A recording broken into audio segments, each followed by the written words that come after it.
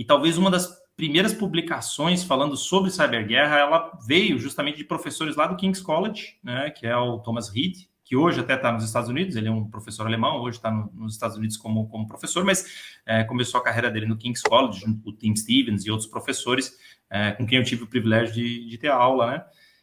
E o interessante é que ele fala sobre a ideia, sobre o texto dele é muito famoso, né? O Cyber War will not take place, né? Como se a guerra cibernética nunca aconteceria. E ele é muito provocador nesse sentido, né? Ele não fala em termos literais, né? Por exemplo, recursos cibernéticos não poderiam ser utilizados com emprego militar. Evidente que podem, né? O que ele coloca, e aí é interessante a gente fazer um primeiro momento, é a percepção de que a finalidade de alguns ações cibernéticas não necessariamente serão cinéticas, não necessariamente influenciarão o campo, as decisões de campo, ou terão efeito concreto que seja mensurável, né, multiplicador ali na ponta da linha, vamos dizer assim. Isso não torna as ações cibernéticas, o próprio Reed coloca, né, não torna as ações cibernéticas desnecessárias, inúteis ou irrelevantes. Ele faz aquela análise clausewittiana, né, em relação a guerra como um ato político e, portanto, um ato cibernético. Para que ele seja classificado como guerra, ele precisa ser dotado de uma capacidade de violência destrutiva, ele precisa ser colocado num contexto em que vamos dizer assim, um país ou uma nacionalidade, uma nação exige ou demanda algo de outra no sentido político, tem um objetivo político por trás daquilo, né? E aí, nesse sentido, ele diz, olha, o que a gente viu até hoje, isso escrito há alguns anos atrás, não se caracteriza como guerra cibernética. E aí ele vai um passo adiante dizendo assim, olha, ações cibernéticas, elas tendem a ser melhores na lógica de coleta de informação, difusão de informação, e aí entram as operações de informação e outros desse gênero, né? Ou algum nível de sabotagem que não necessariamente repercuta numa destruição física, né?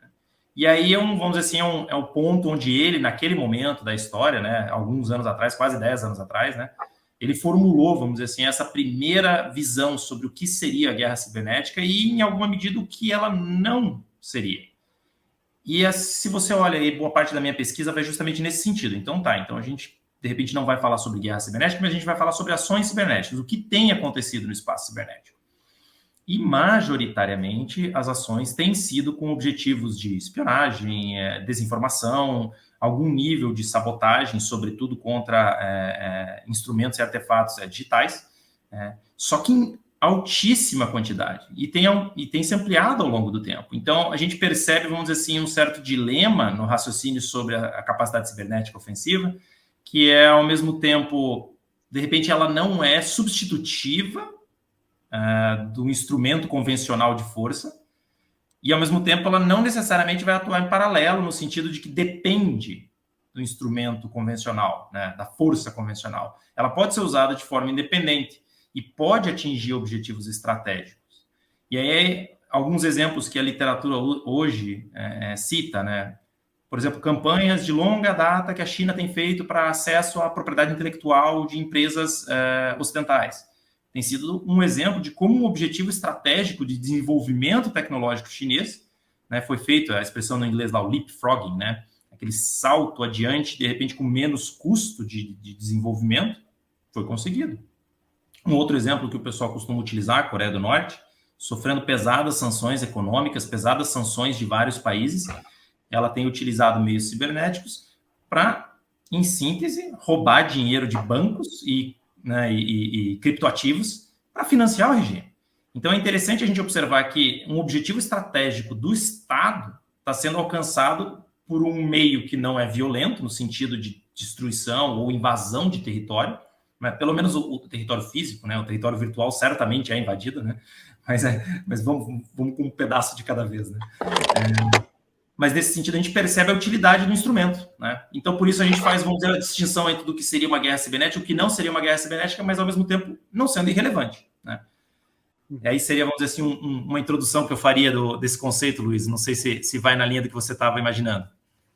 Não, é por aí. Eu acho que eu queria chamar a atenção para o nosso telespectador aí, 3 conceitos diferentes que ele colocou, que o Eduardo colocou na fala dele. Você tem aí o ataque de sabotagem para você destruir, a gente pode usar o termo cinético, você destruir uma instalação, você destruir um data center do seu inimigo. Você tem o roubo de informações, e a outra você tem a questão das operações aí de propaganda, de influência. Então você tem 3 alvos, que só dessa fala aí do Eduardo a gente já identifica 3 ações que podem ser feitas aí nessa área cibernética.